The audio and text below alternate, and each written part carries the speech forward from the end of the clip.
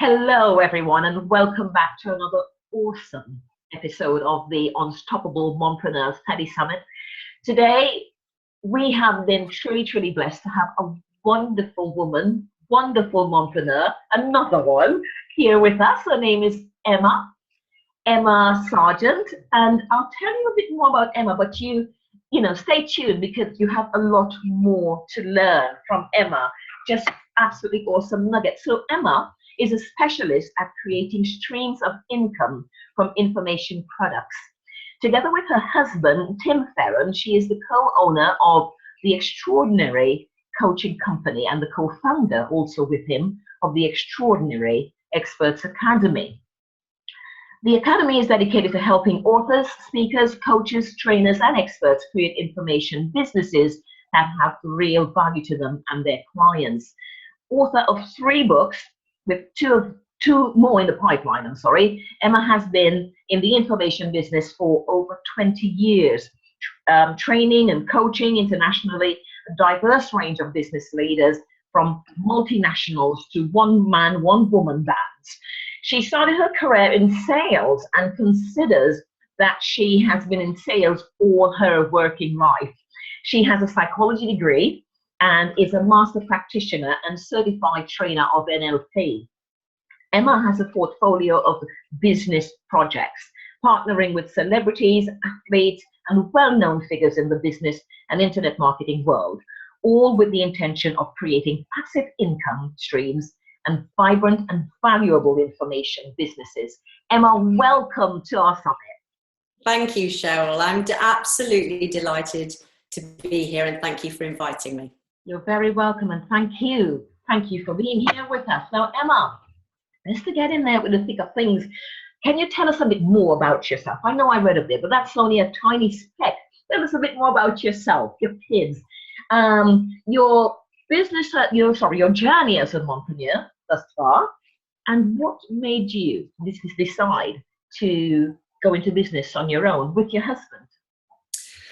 Well, I always wanted to have my own business right from when I was about 5 years old, and I obviously didn't know what it was going to be in, but I remember being very clear about that when I was little, and I went into what did I do? I sold advertising space, so I worked in publishing in the ad space.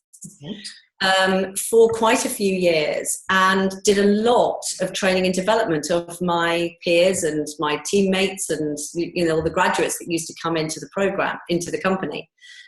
And one day my boss said to me, this was sort of 6 or 7 years into my working life, my boss said to me, look, Emma, there is only one place for you to go in this company, and that's my job, and I'm not handing it to you, so I'm not going anywhere. So he said, but actually I think what your real strength is in developing people, and I want you to meet my wife who has a training company. And I met his wife who had a training company, and they gave me a very stringent I had to do a presentation, and oh my God, I think I was about 27 or something, and I went to the pub first and had a quick vodka. With a liquid courage there, yeah? Yeah, exactly. I mean, it wasn't a decent time of day. It wasn't 9 o'clock in the morning or anything. But I was so nervous. I'd never done a single presentation in my life. I was like, oh my God, this is terrible. And I got the job. They loved what I had to say, and I joined them. And then I met Tim, and we decided to set up on our own, because what I realized was that as a training consultant, I could kind of earn twice as much working half the time if I worked for myself. So Tim and I formed our consultancy together, and very quickly our son Tom was born, and he's now 18. Okay. And very quickly after him, Hannah was born. So we have 2 children very close together, 17 and 18. And Tim has 4 other boys. So we're a very diverse, extended family, which makes for a lot of fun. So So yeah, and we've been working in the development industry for a very long time. And, we worked in corporate training for years and years. And then it was when we sort of suddenly realized we didn't actually really have a business because it was just time for money. And that was when we made a big shift in our own business and started to put products into our own business. And it was so much of a revelation, we decided to help other people do the same. Brilliant, brilliant. So in those early days of starting out, you and Tim, what were some of the challenges? Because you went from, the corporate world to working as a consultant with, Right. Another smaller business, albeit, but working for someone else. So now you're on your own with Tim. What was that like? What were some of the challenges and how did you overcome them? Well, of course, the challenges for any business is, how do I get myself known, And, what happens is that actually the thing that we're passionate about is the business, not the marketing of the business. And, I think the challenge really, the challenge is to really embrace the fact that as a small business owner, a mumpreneur, whatever it is, you have to be good at almost everything. Or you certainly have to give it a go, that's for sure. And you have to get over the fact that you will have to sell your services or your products or whatever it is that you've decided to set up as. Because if you're not prepared to do that, then you need to go and get a proper job if you want to work. I really feel very, very strongly about it. And the other challenge, of course, was, the juggling. And, we had a sort of string of nannies, some amazing, some terrible.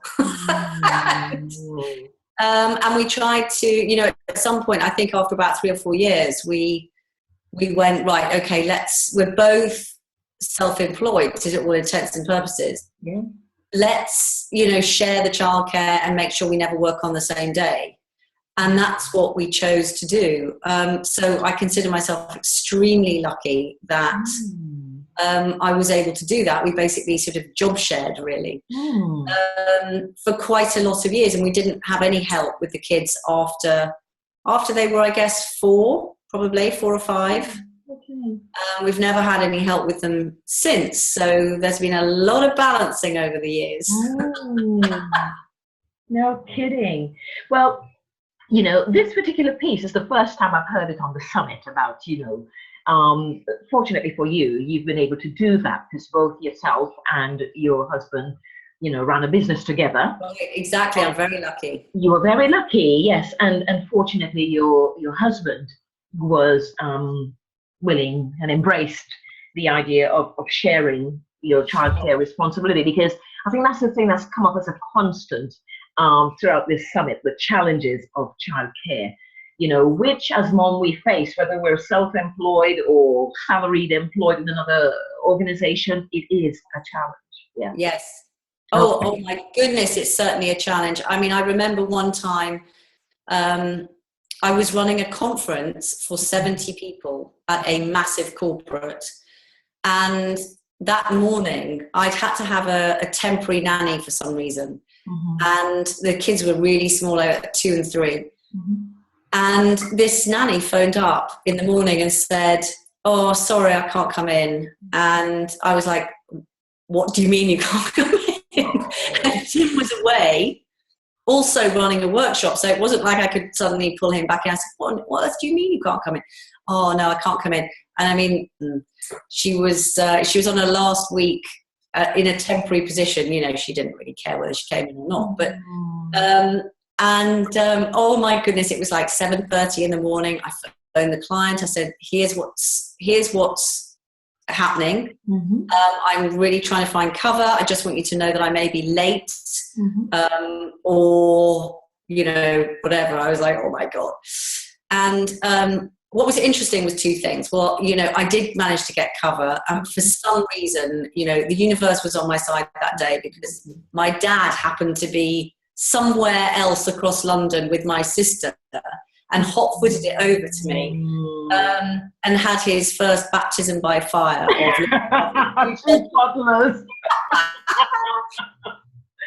but what was really interesting for me, so I did hot-foot it over to, it was being held at Heathrow. And the woman who was running the conference was absolutely fine. She was completely cool about the whole thing. She was like, thanks for letting me know. That's absolutely brilliant. And, you know, I kept her informed all the way along, and I rang her when my dad was coming over and all of this. Mm-hmm. Anyway, I was subcontracted by somebody that I was working with. So it was like a team of trainers working together, and I'd worked for this man for quite some time. Mm-hmm. And he phoned me the next day, and he said, if you ever do that again, you will never work for me again. Goodness me. Yeah, really interesting. The client did not have an issue. The client was a woman. She totally got it. Mm-hmm. And I got there. And it was, you know, he said, you never ever talk about your private life with my clients. And I was like, I think that possibly says a lot more about you than it does about me. Absolutely. Out of curiosity, what period was this? Was this 90s to, you know, in the... Well, it would have been 15 years ago, probably. 15 years ago. Wow. Yeah. That's very interesting. Very interesting. I know. I mean, it's sort of, you know, just you asking me that question made me think of that at the time. Yeah. And I remember being really shocked, actually. Really shocked that he had that attitude. Even then, I mean, you know, there was quite a bit of, you know, evolution happening. And, yes, a lot of E-men, you know, evolving men coming on board even at that time. So, but, you know, it just, you know, it shows. It does. Yeah. It does. Very interesting. Thanks for sharing that piece. So, rolling forward now, all these years, what are some of the challenges that still come up for you, or come up anew perhaps, and how do you deal with those? Well, I mean, I have a very fun life. I love my life. I wouldn't have it any other way. But, you know, with business comes ups and downs. And, you know, we've had times that things have been very hard. We've had to make some, when I say very hard, it's all relative, isn't it? You know, in the Western world, you know, we had a few, you know, dips and whatever. And, you know, we did have to move the kids out of school. And, you know, at the beginning of the recession, actually just before the beginning of the recession. And we had to move the kids out of school. And, you know, my daughter on the last day of term didn't know she was leaving her lovely, cozy prep school. And I did. And I was sitting there, you know, sobbing. I mean, you know, I look back on it now and I think, oh my God, what must I have looked like? And I was sitting there sobbing, and the headmaster was leaving, and I was head of the parents committee, and I had to make a speech knowing that my little girl was going to have to leave. And it was just terrible. And everyone was like, Emma's very upset that the headmaster's leaving. That's a bit odd. It wasn't anything to do that. And of course, and there was my little girl Hannah playing the violin in a little, you know, My Heart Will Go On or some dreadful thing, you know. Oh, just really rub it in, yes. Oh, it was absolutely terrible. And we got home, and there was a message on the answer machine from the council saying, oh, just to confirm, Mrs. Fearon, that Hannah has a place at, you know, the local state school. And she looked at me, and she went, well, I guess that's that then. And I said to her, you know, I'm so sorry. I've only just found out this morning. I couldn't tell you while you were at school. It would have been just too horrible. And I said, you know, I feel like, I haven't done my best for you. She said, don't be silly, Mummy. Don't be silly. You've done your very, very best, and I'll be absolutely fine. Yeah. And, you know, and those kinds of challenges, you know, you always, we always want to do the best for our children. And, you know, I think sometimes we feel the pain more than they feel the pain, you know. And it's, you know, and I think mums need to know that that's the case. And I think we sort of never really can tell that that's the case until retrospect. you know, my my kids are so different. They're so different. One is like, just couldn't be bothered with school at all, even though he's very bright, just couldn't be bothered. And it was, what a lesson that was for me, to actually accept that. As, you know, he keeps going, school is not my time. Well, we'll soon find out if something else is his time, because he's only just left. So okay. So I'm hoping that sometime in the future will be his time, you know. Yeah. And yet our daughter is like Hermione Granger, and, you know, just, you know, from Harry Potter, and does such a great job at, you know, working so hard, really achieving well at school and all of those things. So, but the funniest thing was, you know, Tom kind of embracing, well, I know that I haven't got good grades, so I've got to make my own way, and I don't want to work for anyone else. I want to do my own thing. Mm-hmm. So he's carving himself out a kind of entrepreneurial life. Right. And Hannah did business studies, and she was. We were in the kitchen one night, and she said, "Oh, look at this, Mum. I've got to answer this question. It's, why would anyone want to be an entrepreneur? And she like pretended to write. She went, so that they can live in a living hell. So you managed to impress one and have the other one questioning, right? Oh my goodness. And I was like, I'm sorry you feel that way. But There's time yet. Oh, that's great. That's great. Absolutely great. So throughout your years of doing what you do, even, you know, taking from some of the stories you just recounted here, the personal ones, and, you know, it touched my heart. It honestly did, because it, you know, it made me reflect on a few conversations I've had with our daughters. She's still quite young, 7. And when you said that sometimes we take it, you know, a lot worse than they do, and it's true. That is true. They seem so resilient, you know. And there was something last week, you know, in trying to get everything together for this Telesummit, and it's as you know, putting an event of any kind, online or offline, together, it is hard work. Sure it is. It's hard work, but it doubles that up quite comfortably. And I was like, oh, you know, I still haven't gotten this done and that done, and I need to do this. And she walked up to me and said, Mummy, don't be so hard on yourself. Oh, bless her. Oh, bless, you know. So yeah, little and wise they are, younger and wise.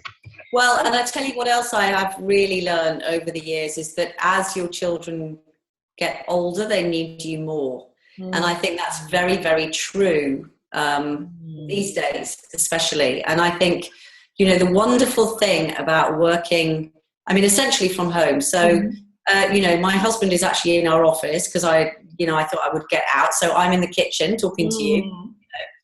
Any minute now, the dog will probably bark. So I hope he doesn't, but, you know. Well, you know, that's life, isn't it? You know, that's life. And, you know, what I have been very grateful for is the fact that, you know, I can always pick them up from school. I can always be here and go to, you know, whatever events they have, or, you know, stand on the sideline when they won't use to play matches, and, you know, all of those things, you know, have been able to do that. And I think sometimes, you know, at this stage of their lives, they don't realise that that's a really privileged position for them to have been in. The fact that neither of us have had a 9 to 5 job in their time, yeah. Right, exactly. And we've been able to be there for them. Yeah. And so, you know, one day, maybe they'll realise that actually we've been around in their lives a lot more than we might have been. Yeah. And we've taken them to America 3 times to go to entrepreneurs conferences. Wow. So they have actually studied at conferences themselves, you know. Yeah. Fantastic. Absolutely, and very, very rare. And, you know, I am of the firm belief, even if Hannah, you know, gave her little spiel there about making your life a living hell, you know, as an entrepreneur, I really do believe it plants a few seeds. Of course, it cannot. That's right. That's right. And they may not bud just right now, or they may well be budding, but of course, we're probably dealing with, a little bit of teenage being a little bit flippant, Well, I mean, yes, it was. But, I mean, we took her to an amazing event in the States where essentially it was a 3-day sell stuff event, learn how to, and we thought, well, that would be we were in fact working with the person who runs the event, and we thought, gosh, the kids should do this, and everybody in the room sells. It's like a marketplace. It's, it's very challenging, and she spent quite a bit of the time in tears, and obviously I wasn't going to push her, obviously encourage, not go completely mad. And she said, I don't want to sell anything, I just want to be a lawyer.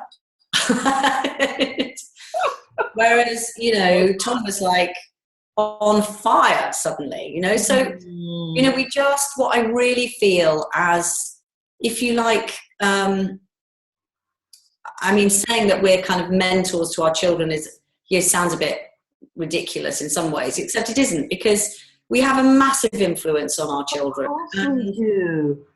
If we can't, what we can do as entrepreneurs is put things in front of them, and if they choose to take them on, then fabulous. If they don't, then that's okay too. Yeah, it is. And we don't, we need to make sure that we don't force them into one direction or other, Yeah. And I have to say that I never thought this would happen to me, but I'm more than happy that my son has got 2 extremely average A levels. Okay, fantastic.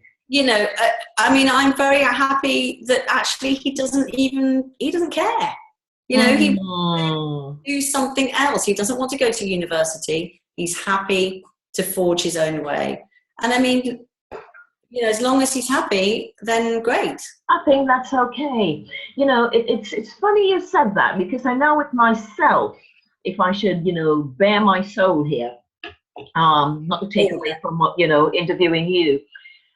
If anyone had asked me, even 2 years ago, within which time I had started my business, well, would you like for Makeda, our daughter, to go on to university or go on into business? I probably would have said, oh, definitely go on into university, because, for me, that's what my parents desired for me. It's what happened. Right. I took the academic route and all that. And so, yes, of course, it is the key, it gives you keys to open up many doors. But having been down that path and having since opened up my business, and I've gone through several evolutions personally myself within my business, I would be more than happy. First of all, it's her choice.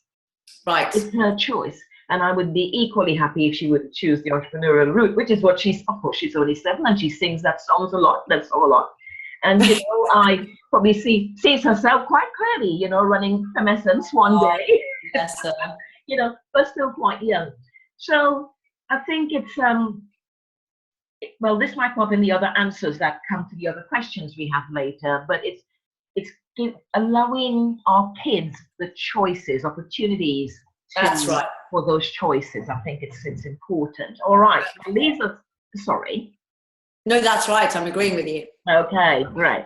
So the next question then is, doing what you do, what's the number one obstacle that you see mompreneurs bumping up against, time and time again? And what advice would you give to help them overcome that? Well, the number one obstacle, I think, is self-belief. And is what, sorry? Self-belief. Yes. Really, really, particularly for women, it doesn't matter how successful we get, we still go, oh, can I really do this? Can I really do this? And then when you get really successful, then it switches into imposter syndrome or something. Someone's going to find me out. Oh my God. The fraud, yeah, the fraud. So, I mean, actually, what I would say to any mumpreneur is, yes, study business books, but please, please, please read books that inspire you, that make you realize that you can do it. And actually, the truth is you can do it, because anybody that puts their mind to it can do it. And, it's a matter of being focused and taking the steps that you need to take whilst keeping that focus. And actually, that's the thing that kiboshes us more than anything else, is losing focus. And whether that be on your own ability to do something or on the prize, and anyone with an iota of entrepreneurial spirit has a sort of, we call it bright shiny object syndrome, where the next thing is going to be the thing. Oh, look, there's something else over there. Oh, it's over there. And we do that. And actually, I think to myself, well, even though I've had a very lovely time and successful business life, I think actually if I wasn't so flighty and interested in so many things, I probably could have at least doubled what I have done, But, I wouldn't have had such a fun time. So there we go. It's part of the journey. Right. Yeah. Great. Thanks for sharing that. So I think there was a little nugget in what you said there that leads over into the next question. Do you believe that any mom can become a holistically, and I've been stressing throughout, a holistically successful mompreneur? Well, I'd like to ask you what you mean by holistically. Yes. For me, when I think a lot of times when we hear about success in our culture, it has a very strong association with finances only, prestige, status. And when I think of holistically, I think of that as well, success in your business, but I also think of your own, how you feel about yourself, your relationships with family and friends, your ability to, do the things you want to do outside of business, be that travel or a particular hobby, as the case might be. Right. I think success is a funny thing, because actually success needs to be the thing that you define as success. And one person's success is somebody else's idea of a nightmare. And I absolutely think that it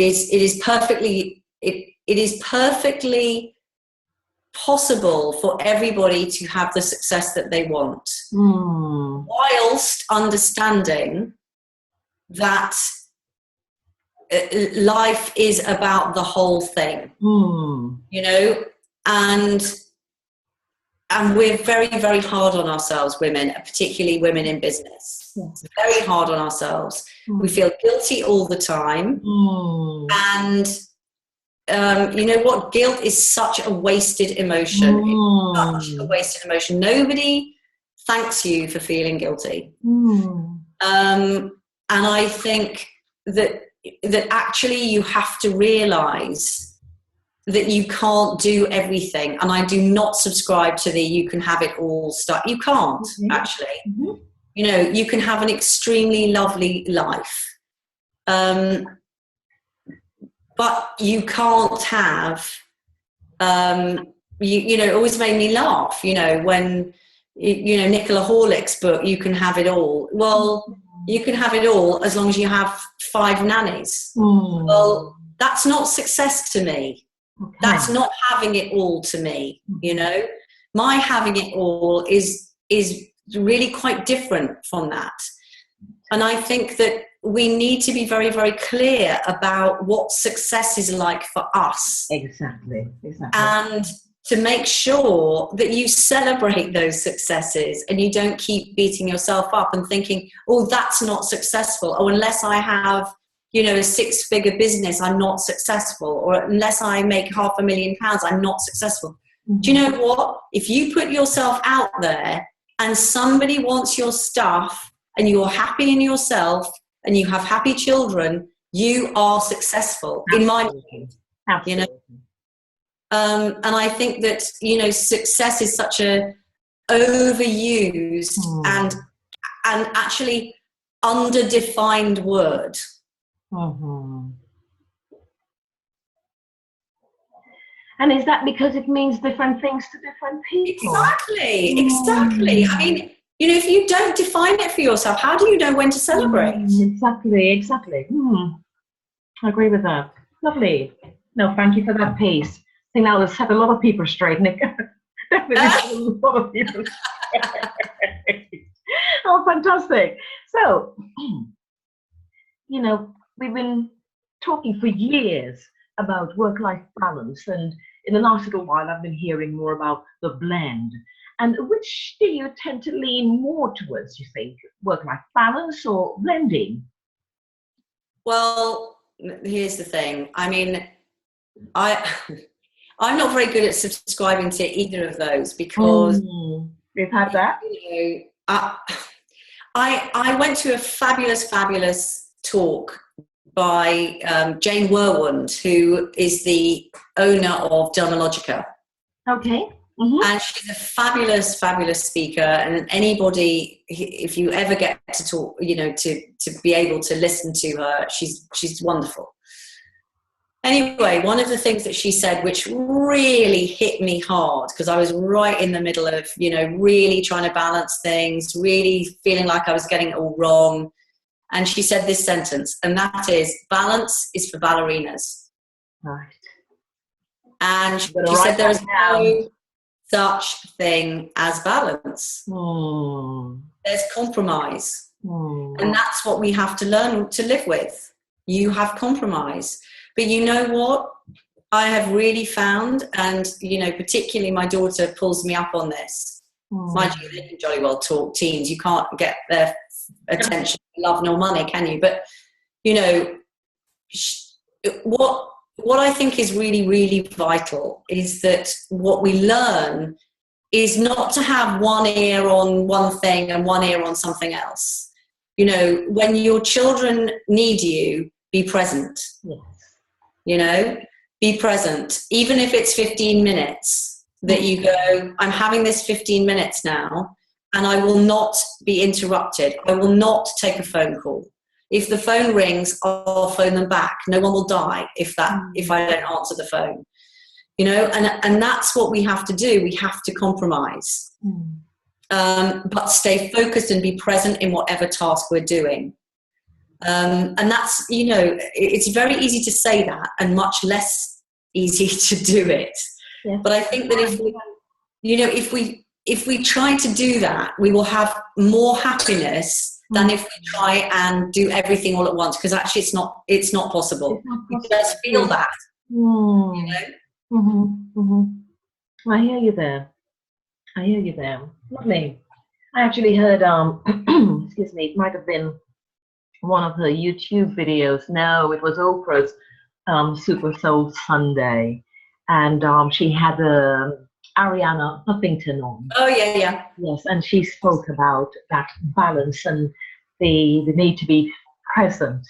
When did you? Yes, and she told off royally by her mom, you know, once, and her mom was still live, you know, while doing something else and you know, chatting with her daughter, and just got really told off by her mom for doing that, and she used to share that quite often. But I get you there. So, we touched on this one earlier as well, Emma. What impact do you think being a mompreneur has had on your children? Yeah, we did talk about that, didn't we? Well, I think we did talk about that. Yeah, we did.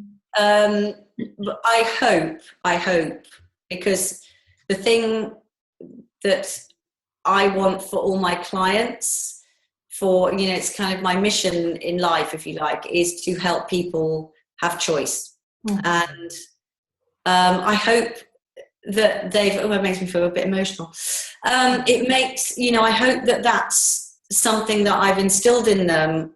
That, you know, I don't actually really talk about that particularly, but I hope that, you know, I've given them a kind of a model of a way that means that they do have choices, that if they want to be a lawyer, they can go and be a lawyer. If they want to go and, I don't know, dabble in property, they can do that. If they want to go and set up another business, they can go and do that. Do you know, so I just want them to get the message that they can do anything, and as long as they want it. And that actually you really do have to want it, because being half-hearted about it doesn't wash. No, it doesn't at all. And what you shared there has been shared by many of the experts on this Telesummit. Actually, yeah, absolutely, it's been a common thread, that word choice. Well, thank goodness for that. It would be annoying if we were all saying different things, wouldn't it? I mean, different things came up on all the other questions, trust me. But this one, it was about letting, for the experts, letting their children know that they have choices. They can do anything that they put their minds to. Right. Yeah, came up around those lines. Fantastic. So, and we're on to our final one now. What would you say is the number one habit, the number one strategy, and the number one insider secret that's been responsible for helping you achieve and sustain the success you now enjoy? Which one do you want me to do first, Cheryl? Yes, the habit. Habit. Start with the habit, yeah. Well, I think focus is the habit that you really, really need to develop to sustain success. Absolutely, no question. When you say focused, I mean time focus. It's like, well, if I've got 2 hours, then I need to be focused in those 2 hours, not on Facebook for 20 minutes. And so it's being very, very specific and focused about the time that you do have to build your business, and and stay focused. And that is something that I have had to really, really work on, because I get very easily distracted. Yes. Yeah, I hear you there. Great. And I can definitely identify. I'm getting better. But yes, and I don't know, I think it happens with a lot of us mompreneurs, especially when there's a strong creative element to us. That's right. Yes. All right. So what would be your number one strategy? Well, my number one strategy to stay focused is absolutely marvelous. I'm going to share it with you all. Yes, please do. Which is the simplest thing, okay? And it's called the Pomodoro technique. And Pomodoro, yes, Pomodoro technique, because I think it was invented by somebody, Pomodoro. Anyway, it is literally, you set a timer for 25 minutes. And you work for 25 minutes, and then your alarm goes off, and you take 10 minutes off doing whatever it is, faffing about, and then you reset it for 25 minutes. And it's extraordinary what you can get done in 25 minutes if you know that you're on the clock. It focuses the mind. Oh my goodness, honestly. I mean, it sounds too simple to even share. But I have to say that it really changed the way that I did things. Wow. Okay, I've heard, I think we had one of the mompreneurs on who talked about, using her egg timer or setting a timer. But this, you've actually broken it down, very simple strategy. And you would not think, it can be effective. Well, and also you think, 25 minutes, I can't get anything done in 25 minutes. Oh, you can, because you've only got 25. If you set a timer for an hour, you get less done. Because the more time you have, kind of thing. But also your brain can't concentrate. Right. 25 minutes is a really, really dedicated time slot for optimum brain function. Yes. No, fantastic. Thank you for sharing that. I have been busy taking notes, and I do apologize here, because I would say at the beginning, take notes, but I hope, I pray that our listeners know the drill by now, to come with your notepad and your pen and take notes, because there's just so much here that's being shared from the heart for free that is really helpful, really actionable, so I hope people have been taking notes. And we still have one more question left, one more part of this question, if you want to be taking notes here. And if you missed anything, of course, listen to this again. They're up for 72 hours, so do listen again. Fantastic. So what will be the number one insider secret? Oh, do you know, my insider secret is, this might be a bit contentious, but I have a bit of a thing at the moment about all the stuff that people share on Facebook, particularly in the mumpreneur space. Okay. There's a lot of look at me, look how successful I am stuff that I think makes other people feel not so great. And so my insider secret is to ignore all of that, shut it off, because it damages your self-esteem. And we all have wobbles, and all we need is somebody standing next to, their brand new something, for us to go, oh, I'm not as successful as them. Well, we don't know. I mean, I've been in this business for a long time, and there's a lot of rubbish that is spoken, I'm afraid. We chatted about this before, didn't we? Yes, I hear you there. And I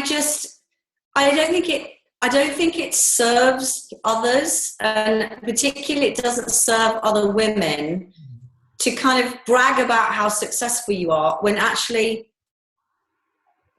if you dig a bit deeper, it's not quite, might not quite be as it seems. There's only half the story on Facebook, isn't there? Not the whole story. Right. And, I don't, I think, well, there's very little balance.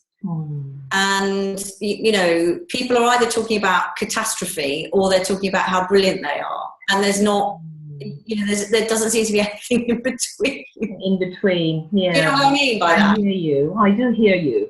And I think it's bad for us, actually. I think it's bad for our esteem. I think it's, when you go onto Facebook, find things that make you laugh. Yeah. And don't compare yourself to others. Make you laugh. Really, that's what I'm saying, is don't compare yourself to others. I work with a lot of therapists, and a lot of therapists, and they're in this very supportive group, and still they message me and saying, oh, I'm not as good as everybody else. Why do they think that? They just look at somebody saying, oh, I'm really pleased I had this success, genuinely sharing something that they're really thrilled about, which is absolutely fine. I'm not saying don't share things you're thrilled about. It's absolutely fine. But even that makes them go, oh, that must mean that they have those successes all the time, and now I don't feel successful. And if that's the reaction that you have, stay away. Don't keep feeding that anxiety. So, I do feel quite strongly about it, and as you can tell. Yeah.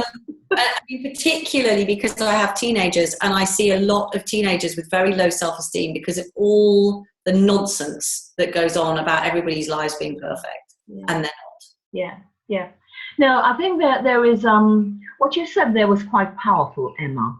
As women, a lot of us are inclined to, there's sufficient baggage about our lack of self-worth, and we're not good as everybody else.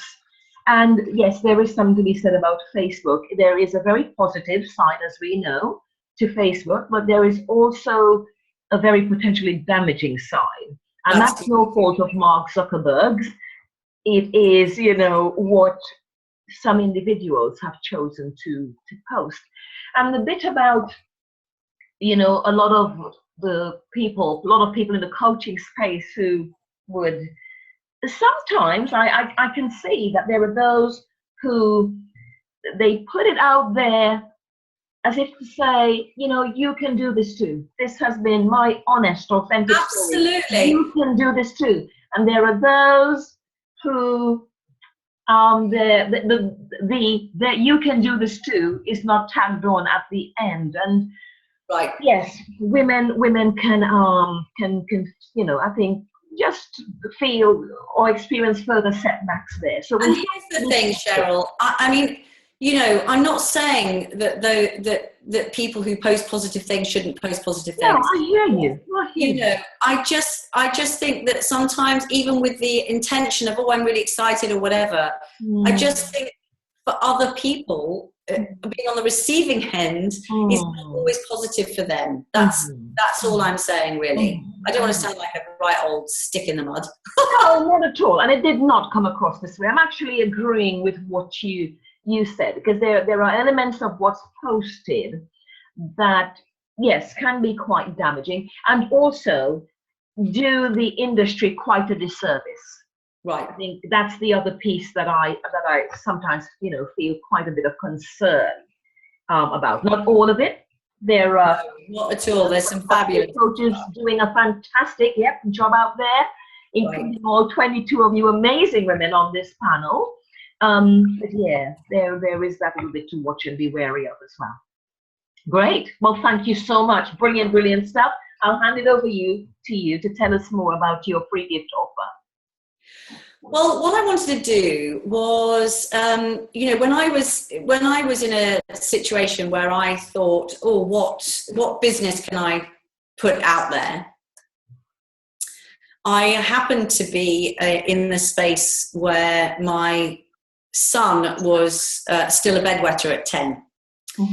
And I'm not going to tell you the story now, because what I want to give you is the story and how I made what happened to us into a product that I then sold on the internet and made about £40,000 from. So, you know, I just want to give that as an example so that you can follow what I've done and I hope be inspired to do something like that yourself.